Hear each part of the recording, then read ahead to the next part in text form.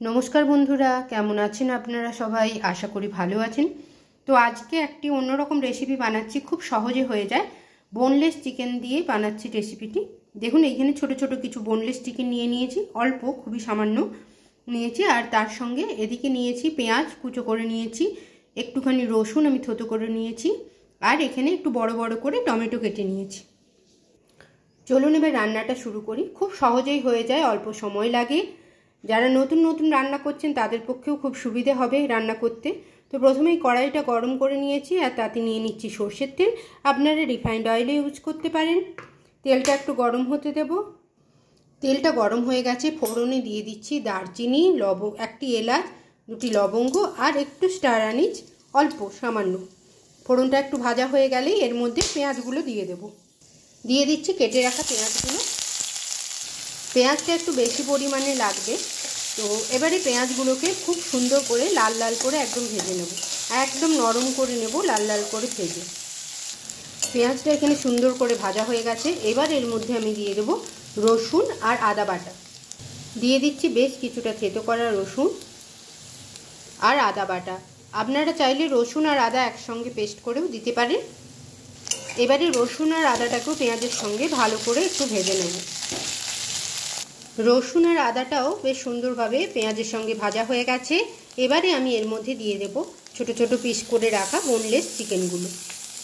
এবারে এই বোনলেস চিকেনটিকে আদা পেঁয়াজ রসুনের সঙ্গে ভালো করে ভাজতে দেবো, মিডিয়াম হিটে রেখে ভালো করে ভাজতে দেবো। এই সময় আমি নুন দেব না, কোনো মশলাই দেব না, শুধু ভাজতে দেবো ভালো করে। যতক্ষণ ওদিকে মাংসটা ভাজা হচ্ছে ততক্ষণে এইখানে একটা পেস্ট বানিয়ে নিচ্ছি। নিয়ে নিচ্ছি একটা বড় সাইজের টমেটো, আর তার সঙ্গে এই 4-5 পিস কাজু, গোটা কাজু নিয়েছি। এটাকে একটা ভালো করে ফাইন পেস্ট বানিয়ে নেব। এই দেখুন, টমেটো আর কাজু বাদাম দিয়ে কি সুন্দর একটা ফাইন স্মুদি পেস্ট তৈরি করে নিয়েছি। ক্রিমি ক্রিমি লাগছে এটা একদম। কিছুক্ষণ পরে চাপাটা খুলে নিয়েছি, চিকেনের গায়ে একটু ভাজা ভাজা কালার এসছে। এই সময় আমি মশলাগুলো দিয়ে দেবো। প্রথমেই দিয়ে দিচ্ছি স্বাদ মতো নুন, পরিমাণ মতো হলুদ, কালারের জন্য কাশ্মীরি লঙ্কার গুঁড়ো, ঝালের জন্য লঙ্কার গুঁড়ো, আর দিয়ে দিচ্ছি ধনে গুঁড়ো। আমি এখানে জিরে গুঁড়ো ব্যবহার করলাম না, দিয়ে দিচ্ছি ধনে গুঁড়ো। এবারে ভালো করে মশলাগুলো মাংসের সঙ্গে কষিয়ে নেব। ওই মিডিয়াম হিটে রেখেই কষাতে হবে, যাতে ভালো করে মশলাগুলো মাংসের সঙ্গে কষানো হয়ে যায়। এই দেখুন, আমি 5 মিনিট পরে খুলে নিয়েছি। মশলার সঙ্গে চিকেনটা ভালোভাবে কষানো হয়ে গেছে এবং তেলও বেরিয়ে এসছে। এই সময় আমি চিকেনের মধ্যে ওই যে টমেটো আর কাজু বাদামের পেস্টটা বানিয়ে রেখেছিলাম সেটা দিয়ে দিচ্ছি। এবারে টমেটোটা ভালো করে কষিয়ে নেব, টমেটো আর কাজু বাদাম বাটা। এটাকে নাড়তে থাকতে হবে, কারণ ভেতরে কাজু বাদাম দেওয়া আছে, তাই লেগে যেতে পারে। আর টমেটোর কাঁচা গন্ধটা না চলে যাওয়া পর্যন্ত আমরা এটাকে ভালো করে কষিয়ে নেব। মিডিয়াম হিটে রেখে বারবার এরকম নাড়াচাড়া করে কষিয়ে নিতে হবে। এই দেখুন, একটা ক্রিমি ক্রিমি ভাব এসছে। তো আমরা এই চিকেনটাকে নাম দিতেই পারি টেস্টি ক্রিমি বোনলেস চিকেন। কেমন লাগলো বন্ধুরা নামটা? তাহলে এইভাবে কষিয়ে নিই আগে, যতক্ষণ না সুন্দরভাবে তেলটা বেরিয়ে আসছে আর টমেটোর কাঁচা গন্ধটা চলে যাচ্ছে। এই দেখুন, চিকেনটা কত সুন্দরভাবে কষানো হয়ে গেছে, কালারটাও কত সুন্দর এসছে।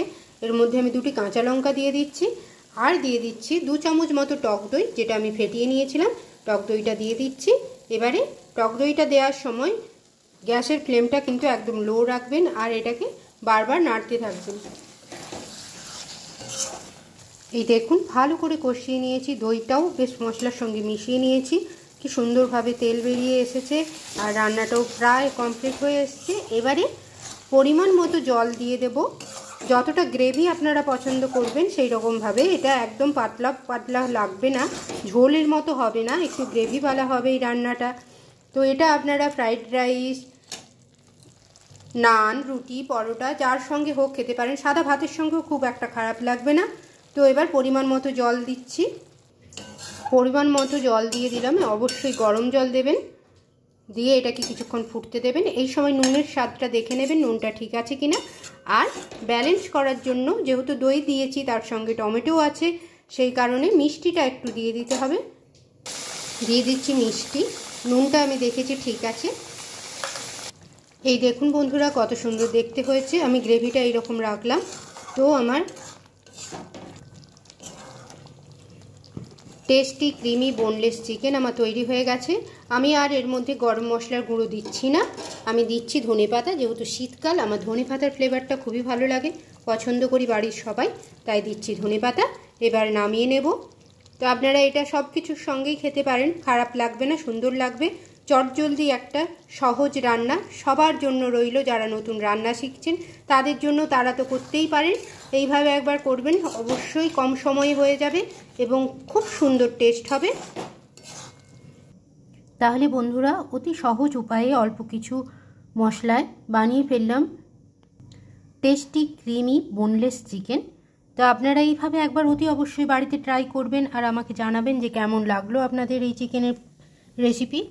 তাহলে বন্ধুরা আজকের মতো এইটুকুই রাখলাম। নমস্কার।